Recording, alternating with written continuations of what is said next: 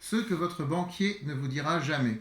Mon dernier livre est à présent en vente depuis une quinzaine de jours. Il démarre très bien sa carrière et j'en suis très content. Je vais aujourd'hui vous faire un petit peu de lecture. Je vais vous lire quelques passages donc de ce livre. Mais regardez bien la couverture. C'est ce que votre banquier ne vous dira jamais. Donc, chut. Alors, ce qu'on apprend par exemple dans ce livre, c'est que l'argent que la banque vous prête, la plupart du temps, ne lui coûte rien, voire parfois lui rapporte. Et oui, l'argent que la banque vous prête, parfois ça lui rapporte.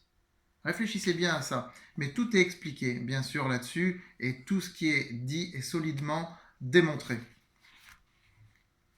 Autre chose, le constat est sans appel.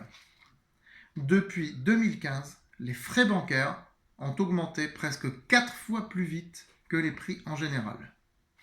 Il faut savoir.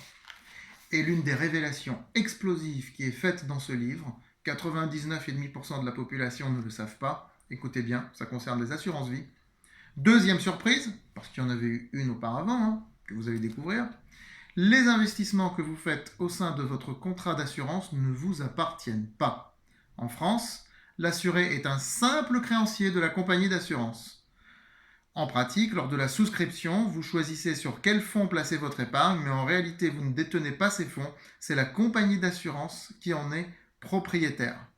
Au jour du retrait, la compagnie d'assurance vous remet la contre-valeur des fonds présents dans votre contrat.